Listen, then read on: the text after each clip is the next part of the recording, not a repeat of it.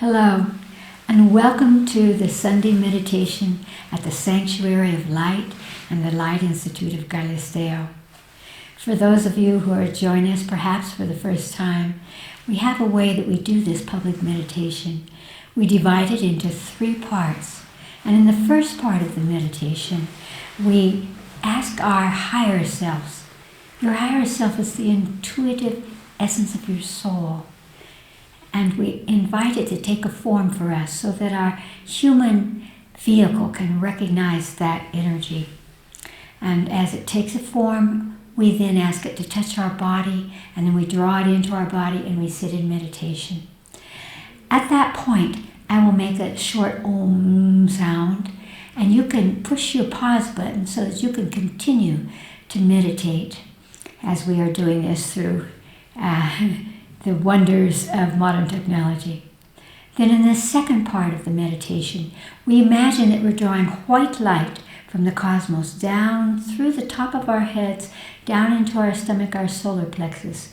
And from there we radiate that light out. It stretches out our auric field and amplifies our presence and influences the sense of purpose in our lives. So we want to continually imagine that it's coming down through us and we're extending it out. And that's a way of giving off a message that everyone can perceive that says, I am here. And we really, really want to be present at this time. What's going on in the planet is really the purpose that we have been waiting for. And it's going to be magnificent to see how we move with this incredible situation of Gaia and humanity. And then another short Om. In the third part of the meditation, we always pick a situation or a place on the planet that needs our conscious focus, the focus of light, the healing light. This week, that focus will be upon the COVID-19 virus, because we've had this upsurge in many countries, and certainly in the United States, as people have wanted to come out and connect with each other and have lost that sense of distance or any of those things, and so there has been an increase. But in truth, it's not about the virus. It's not about this evil qi that we say in Chinese medicine, even if it is deadly, even if it's dangerous. It's not about that. It's about our immune systems and how we have this sense of ourself that says, my immune system is strong, and everything that we need to do, whether it's taking in natural substances or meditating on the power of your immune system, awakening it, however you are focused on that, that's what makes the difference. Is there a purpose for you to be ill, or is there a purpose for you to be healthy and be a part of those who are healing the self and healing the others? And so we will send light to all of humanity to strengthen our immune systems so that we can allow this evil qi to dissipate and to dissolve back into the unmanifest as we build a repertoire, an immune system that says we are strong and our purpose in life is something very, very different than the sick experience. If you're ready, take a deep breath into your body and breathe out very slowly so that as you breathe out, it allows you to come into that meditative state of alpha. Here we go. Breathe in and breathe out slowly.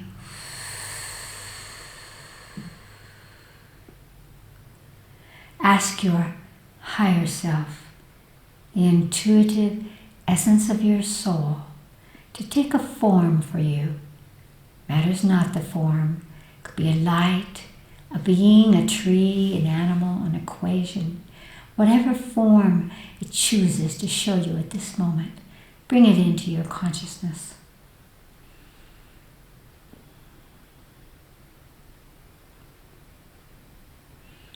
And now ask your higher self to touch the place in your body where you hold your divine essence.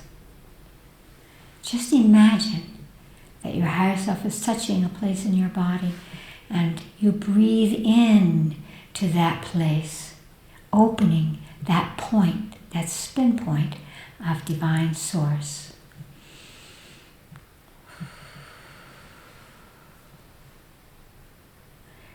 And now draw your higher self in through that point.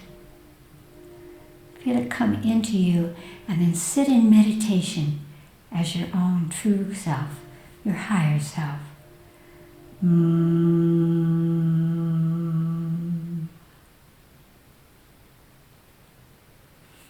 Again, breathe deeply into your body. Reach up into the cosmos with your consciousness and pull down a brilliant beam of white light down through the top of your head, through your heart and into your stomach, your solar plexus. And from there, laser that beam out. I like to laser my beam out across the planet so that I'm nourishing the light of the planet at the same time. And then back up into the cosmos. And again, drawing it down and radiating it out. And just set that pattern of it coming in and being released and extending out and going back to source and bringing it down as you sit in meditation. Om.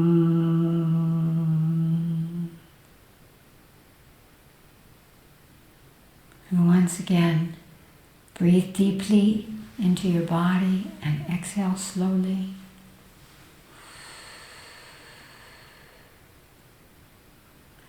And bring all of humanity into your mind's eye.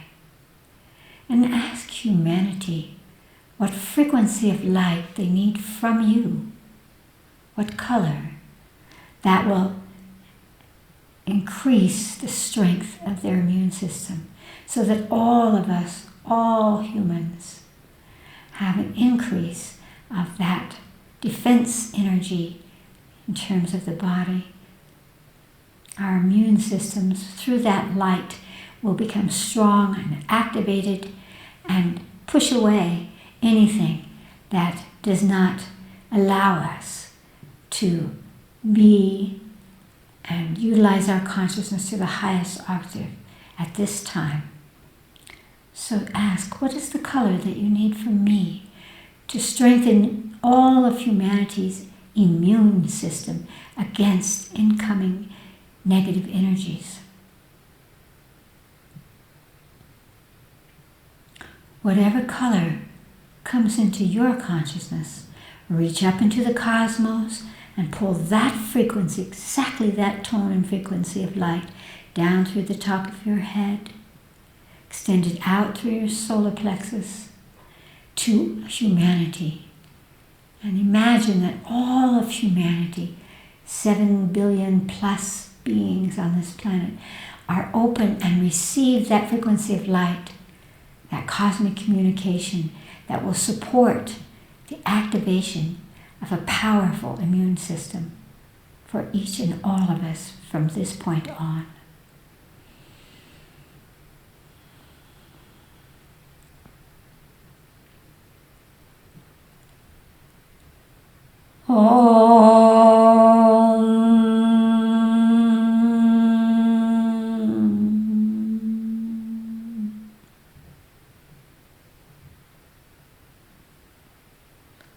And breathe deeply into your body, your peaceful, meditative body, and open your eyes.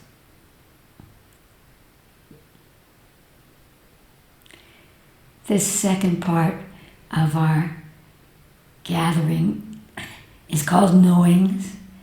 And Knowings is a question and answer period in which we explore those things that are important to your hearts. And each week we have questions from around the world. And so Alison will read those questions and we'll put them forth for you at this moment. Alison? The first question comes from Ireland. Ireland. Chris, I've been stuck in a country that is not my own for almost 2 months.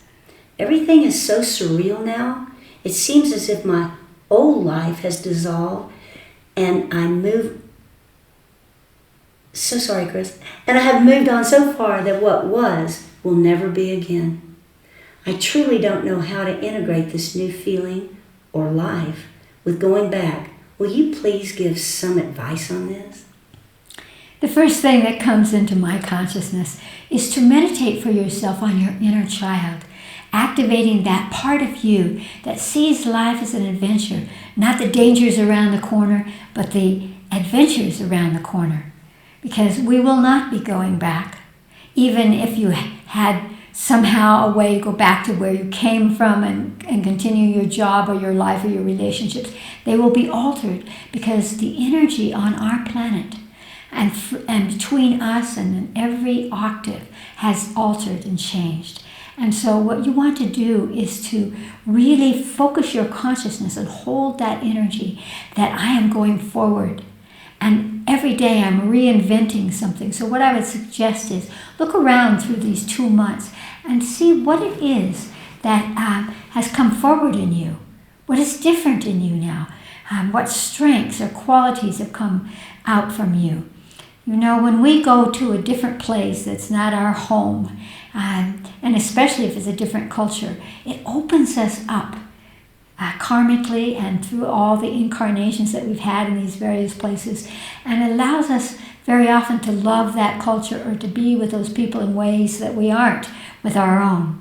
And so what you want to do is explore what has been given to you. What have you learned about yourself? What is the reflection that you've seen as others see you who didn't know you before? And select those qualities and carry them with you. And really embrace that you are reinventing yourself, that the world is being reinvented, and that you are safe in those new qualities and those energies to have an adventure. We have not come to this planet just for the destruction or the fears or the negativity. No, we have come as part of the solution. And that may be for some people, and perhaps for you, to simply find that place of peace or happiness and extend that out into the world. When people see another person, especially if they're from another place, and that person extends out to them a sense of love or communion or relationship, it makes a change in how anyone lives their lives. You can be that agent of change. Find that in yourself, and the future will merge into your present in a most mysterious and exciting way. Great love to you. Allison. The next question is from Texas. Huh. Chris, this Mercury retrograde is a killer this time. What on earth is happening? Is there more going on than just Mercury? Help! What can I do to survive this? Oh, now that statement is being echoed around the world. Because indeed, perhaps you already know that almost the whole world, certainly of astrology, frowns when Mercury retrograde comes, which it does 3 times a year for about 3 weeks. And Mercury is focused on communication, on travel, and on learning. Those are the 3 aspects of Mercury. And so when Mercury gives us the illusion of being retrograde, it's not really going backwards, but in relationship to our planet, it seems that way.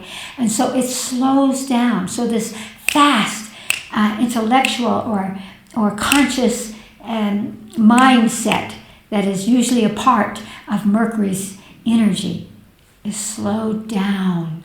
And so Mercury asks us to look at what has not been completed, what is being repeated, and not to look into the future except to, as we clear away the blocks that are holding us in repetitive patterns, that allows an opening to a new kind of future. So it wants us to dream what it is that will take us to the next octave, but it wants us to be conscious of what needs to be cleared up or redone for us. And that doesn't have to be negative. If we put our focus on that with thank you. One of the things that I recommend if you're feeling like it is a killer, and it is very strong this time, and it will not go out until the 12th of July, and really that energy will ripple out into August. I actually draw the symbol of Mercury so that my consciousness is connecting to Mercury and saying, I will use that energy. It will not use me. And I think that's a very important aspect. But one of the reasons that we're seeing so much going on right now is it's not just Mercury. Right now there are 5 different planets that influence the Earth. Remember that our moon pulls the tides. So of course these planetary bodies in our solar systems are influencing our emotions, our minds, our physical forms. And so there's a lot of energy that wants us to slow down right now and to embrace our embodiment in a different way. Besides that, we have the coronavirus, we have political and economic things going on in the planet. And so it's very important for you not to feel that you're the victim of this hellish experience, but rather that you will give back something. So the point that will allow you to survive is to bring your consciousness into that meditation of what is the energy that I want to offer to this. I want to energize healing energies on the planet. I want to extend energy to Mercury, to all of these celestial bodies, so that I am working with them. It's all about how you choose to focus on it. Don't allow any old patterns of being vulnerable or being the victim to come up at this time. If something is negative that is happening, know that 3 weeks from now you will begin to see this from a more clear perspective. And that is up to you. And you can do it by simply turning to face whatever's lurking underneath, pull it out and release it. And really feel that, no, this Mercury retrograde will be over. It is not your destiny, but it is an opportunity for you to use the energies that are saying, slow down, come into yourself. Since communications become very difficult often, it's a time to communicate from your heart rather than the chatter of your mind or your brain. Practice that. What is it like to communicate through your heart? So let's just take a moment now and just bring your conscious awareness into your heart and ask your heart what color it needs to be able to communicate on a soul level, on a level of the heart, on a level of compassion, of healing, a level of truth. Whatever color that is, draw it into your heart and feel it creating that fluidity, that higher consciousness that will support you during this time in your travels, in your learning, and in your communication, especially the communication with your own self. You can repeat that exercise in consciousness again and again and again, and it will help you to realize that you are not the victim of this, but that this is the opportunity for you to polish. That's why we evolve. We polish ourselves, our cultures, our genetics, and our world. Great love. Allison, the third one. The last question comes from Slovenia. Dearest Chris, thank you for your recent video on how to raise emotions to higher octaves. I would love to hear you talk more about this subject and how to use the higher emotions, as I think this may be the key to helping our world return to balance. Oh, that's a lovely question. And you have touched the truth of it right there. That if we are able to wield, to experience our own higher emotions, then our presence in the world is a very healing presence. And it allows everyone to sort of pick themselves up, to be uplifted, and to feel as if they have something to offer. That's really what incarnations are about. what we have brought into embodiment to give to this world. And so I think it's fantastic to explore for you those higher emotions. Maybe for you today a higher emotion is laughter, or maybe it's a loving energy, or maybe it's an energy of absolute peace. Whatever those higher emotions are, what's really fantastic to recognize is that we actually can choose to wield emotions. If you find yourself frightened or angry or negative, you can recognize that what's the opposite of that, and then choose that. It isn't stuffing the negativity, it's simply overriding it with something else so that you go on in this new path of higher emotions. And what happens when we bring, again, what I love to say, the trio, ecstasy, rapture, and bliss, into our frequencies, into our experience of embodiment, they transmute negative energies and they simply dissolve away. We have the habit of focusing on those negative things and letting them chatter in our minds. We have the power, again, to choose one. So right now, think for yourself, what is a higher emotion that you can experience or that you would like to experience at this moment? Just breathe deeply. What is it? Ecstasy, rapture, bliss, joy, laughter, compassion. See what comes to you.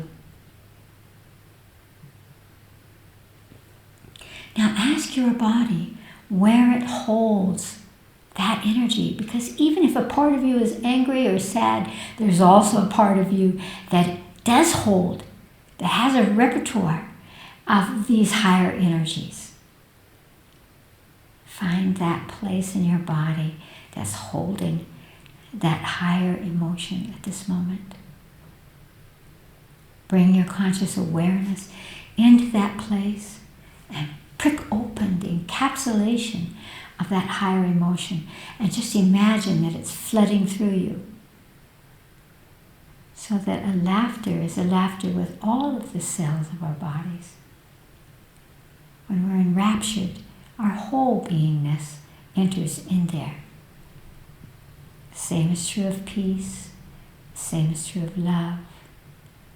So feel whatever that higher emotion that came to you, as you pricked it open from a part of your body, free it to flow through you, knowing that as it flows through you, it will dissolve away. It will heal any negative ones.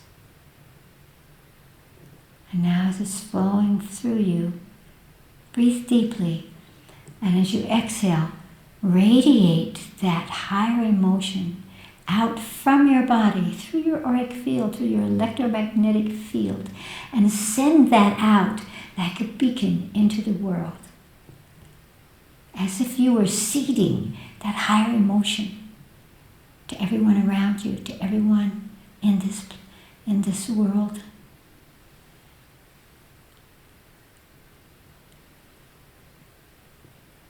That's the kind of ease we want to instill and impregnate in everyone around us. Open your eyes. It's very communicable.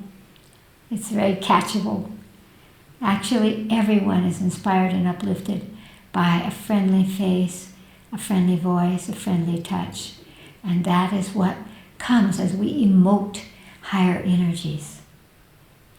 Choose it now. And great love to you.